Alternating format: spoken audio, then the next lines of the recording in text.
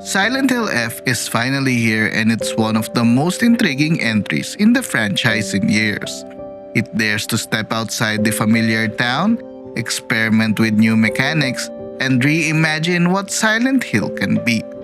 But of course, no game is flawless, and today we're breaking down what worked, what didn't, and why this game might be one of the most divisive entries yet. A quick heads up, this video will contain spoilers. If you haven't played the game yet and want to go in blind, maybe bookmark this and come back later. Also, I recently reviewed this game, so please be sure to check that one out after watching this. Okay, then let's go. One of the boldest choices Silent Hill F made was moving away from the titular town of Silent Hill itself. At first, that sounded like crazy talk, right? It's not crazy talk. This is crazy talk. How can you have a Silent Hill game without being in or near Silent Hill?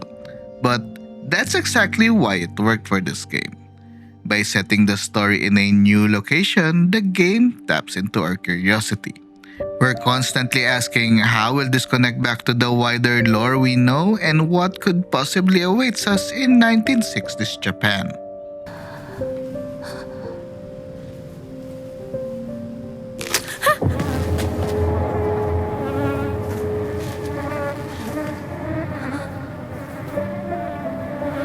This shift keeps the series from feeling stale. Instead of rehashing the same foggy streets, we're now exploring a new environment. One that still feels malevolent, limiting, and mysterious. It's a reminder that Silent Hill isn't just a place, it's an idea, a force that can manifest anywhere. That's a terrifying idea, and it breathes new life into the franchise. ここで遊んだのいつの頃だっけな。懐かしいね、ここ。幼い頃この辺りで迷ってワンワン泣いた記憶がある。お前が泣くとこが想像できないぜ。Silent Hill has always been defined by its music, and Silent Hill F continues that tradition beautifully. The soundtrack is haunting, layered, and atmospheric. It's not just the background noise, it actively shapes how you feel in each moment.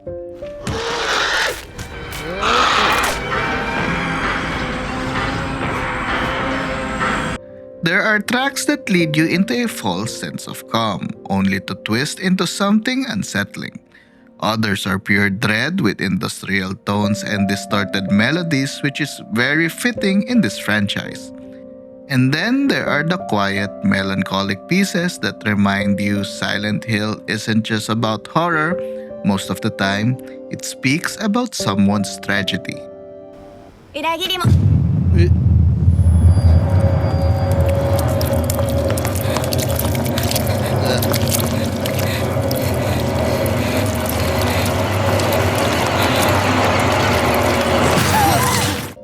The original soundtrack doesn't just support the game, it elevates it.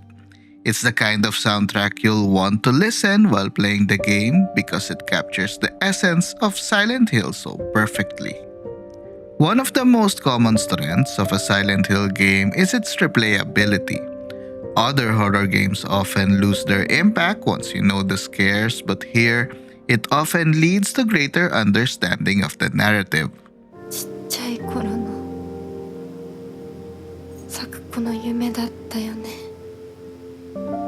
There are branching paths, subtle story details you'll only catch on a second playthrough. The stalker enemies, for example, force you to rethink better strategies with each encounter. And the combat system, with its Souls-like influence, rewards greatly to those patient enough to study its depth and complexity.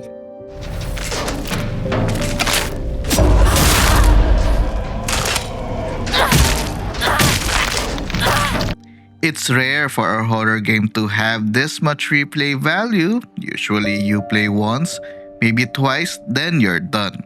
But Silent Hill F feels designed to be revisited, and considering its hefty price tag, that's a huge win for everyone. Hell yeah!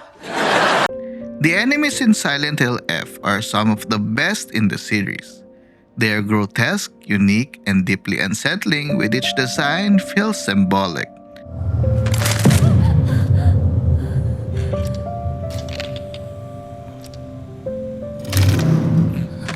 But the real standout is the introduction of stalker enemies.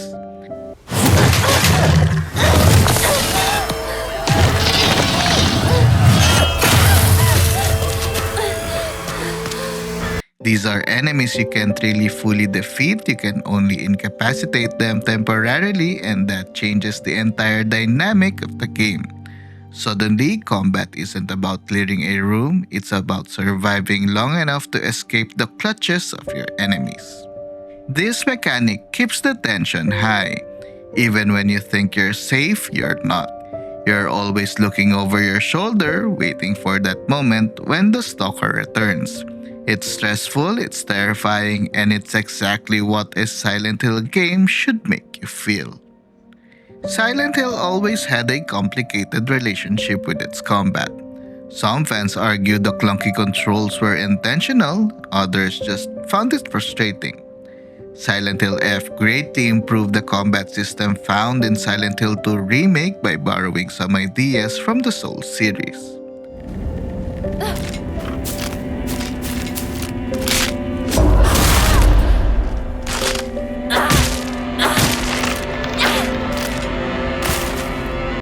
Combat feels weighty and deliberate. Every swing, every dodge, and every block matters. You can't just button mash your way through, it demands patience and precision. And because of that, every encounter feels more dangerous.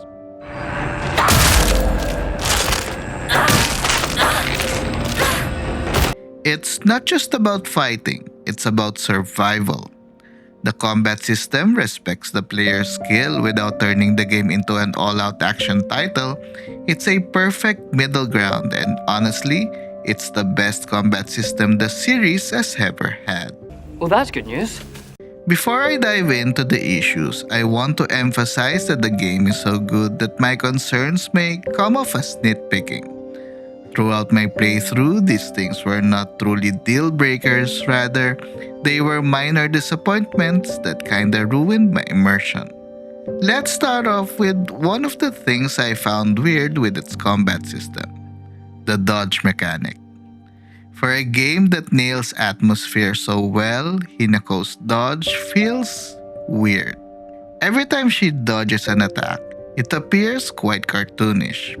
As a teenager, it felt like I was in control of a member from Raccoon City's Stars team, particularly due to the impressive range that her dodge provides. It's not game-breaking, but in a series where atmosphere is everything, even small things like this stand out. I kinda wish she has a clumsier dodge just like James did, which can make you feel how dangerous each encounter can be. When you're fully immersed in the horror, the last thing you want is an animation that makes you chuckle instead of shiver. The other big issue is the lore, or rather, the lack of connection to the previous games. The series is known for expanding the mythos, giving us new insights into the town, the cult, or the nature of the other world. Yes, I know that the White Claudia was referenced in the game, and you could argue it confirms that any place can become an other world, but beyond that, it doesn't really add much. It feels more like a side story than a major chapter in the series.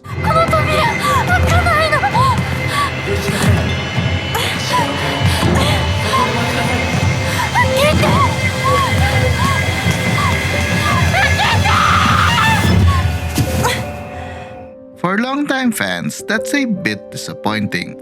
We wanted answers or at least new mysteries to chew on, but instead, we got a great standalone story that doesn't quite connect to the bigger picture. Again, it's not a deal breaker, but it does leave you wanting more. Silent Hill F is a bold, atmospheric, and highly replayable entry that proves the franchise still has life.